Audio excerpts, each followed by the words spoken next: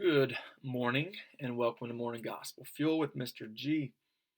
It is Thursday, December 17th, the feast day of Saint Agios Dionysius, the patron saint of Zakynthos Island. Those are all Greek. So clearly he was Greek, um, which is where the church gained its knowledge from. So the church gets its knowledge from the Greek, and then it gets its faith from the Jews. So faith and logic. Thank you to the Jews and to the Greeks. And then that formed Christianity. There we go. Today's gospel is from Matthew chapter 1, verses 1 through 17. It's kind of a doozy because it is the genealogy of Jesus. So there's a lot of names in there that I'm probably going to butcher, just like I might have in this whole Saint Agios Dionysius. Sounds good though. Anyway, let's begin in the name of the Father, Son, and Holy Spirit, amen. Of which this is the very first chapter, the very beginning of Matthew's Gospel. So, the book of the genealogy of Jesus Christ, the son of David, the son of Abraham. Abraham became the father of Isaac, Isaac the father of Jacob, Jacob the father of Judah and his brothers. Judah became the father of Perez and Zerah, whose mother was Tamar. Perez became the father of Hezron, Hezron the father of Ram, Ram the father of Aminadab, Aminadab became the father of Nahshon, Nahshon the father of Salmon, Salmon the father of Boaz, whose mother was Rahab. Boaz became the father of Obed, whose mother was Ruth. Obed became the father of Jesse, Jesse the father of David the king. David became the father of Solomon, whose mother had been the wife of Uriah. Solomon became the father of Rehoboam, Rehoboam the father of Abijah, Abijah the father of Asaph, Asaph became the father of Jehoshaphat, Jehoshaphat the father of Joram, Joram the father of Uzziah, Uzziah became the father of Jotham, Jotham the father of Ahaz, Ahaz the father of Hezekiah, Hezekiah became the father of Manasseh, Manasseh the father of Amos, Amos the father of Josiah, Josiah became the father of Jeconiah and his brothers at the same time of the Babylonian exile. After the Babylonian exile, Jeconiah became the father of Shealtiel, Shealtiel the father of Zerubbabel, Zerubbabel the father of Abiud, Abiud became the father of Eliakim, Eliakim, Eliakim the father of Azor, Azor the father of Zadok, Zadok, Zadok became the father of Achim, Achim the father of Eliud, Eliud the father of Eliezer, Eliezer became the father of Mathan, Mathan the father of Jacob, Jacob the father of Joseph, the husband of Mary. Of her was born Jesus, who is called the Messiah. Thus, the total number of generations from Abraham to David is 14 generations. From David to the Babylonian exile, 14 generations.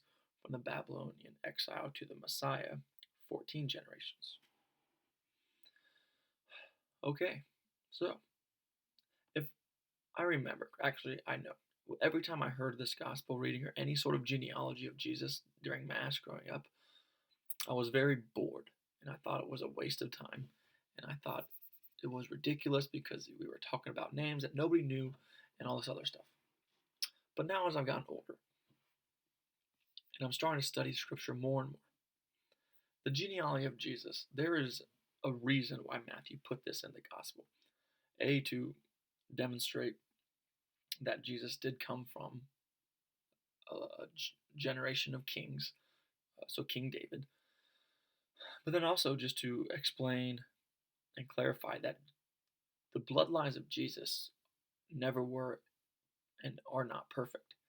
Um, in fact, as whenever I did Exodus 90 last year, and I went through the book of Exodus, there's a lot of, Jesus came from a lot of brokenness as far as the generations and his family heritage is.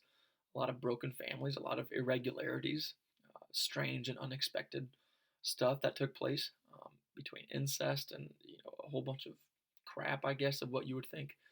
So he didn't come from a perfect line of Jewish families. Um, in fact, Judah, one of the 12 tribes, Judah and Tamar, um, Judah got Tamar pregnant as he was trying to set her up with his oldest son, who was not old enough to have children. He wasn't mature enough. And then Tamar deceived him and got Judah to sleep with him, and so they got married, or they never even got married. They just got her pregnant. So she like prostituted herself. And then there's incest within these generations. There's also not clear Jewish bloodlines. Like Jesus, Ruth wasn't even Jewish. She was a Gentile. So because it says Boaz became the father of Obed, whose mother was Ruth. So I was always curious of like why do sometimes they bring in other parts and like who the spouse is, because they're talking about the sonship, but every once in a while they'll throw in the wife's name. And so if you look up Ruth, she wasn't even Jewish. So that just helps bring some clarity that Jesus didn't have all Jewish in him, like what many people think. As the bloodlines keep on going. So there's no pure bloodlines, and it just helps us realize that he came from a normal family as well, of generations with multiple skeletons in the closet. Um, just like your family, just like my family, Jesus was, and also, so nothing was perfect. But then also, Jesus was adopted by Joseph to be his dad into and not only was he adopted, which most of us already knew, but I think a lot of times we forget that. Um, but he was adopted into a poor family, or at least a low social stature. So there was nothing glorious about Jesus' family, really. He was just normal, and I think that's great. Um, and that's going to be part of our challenge today as I try to tie this all together. But then one of the footnotes also said 14 is the numerical value of the Hebrew letters forming the name of David. So who knows? 14, 14, 14. As we get through these generations from the Old Testament till Jesus is coming. So what is 14 times 3? Is that 42? So 42 generations.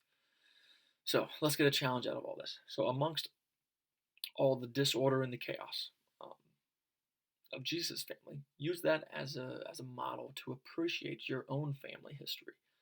Take the good, the bad, the ugly, whatever it might be, and just be thankful and take solace in the fact that Jesus' family origin is just like ours, which should make him even more relatable to us, um, to know that nothing within his family was perfect.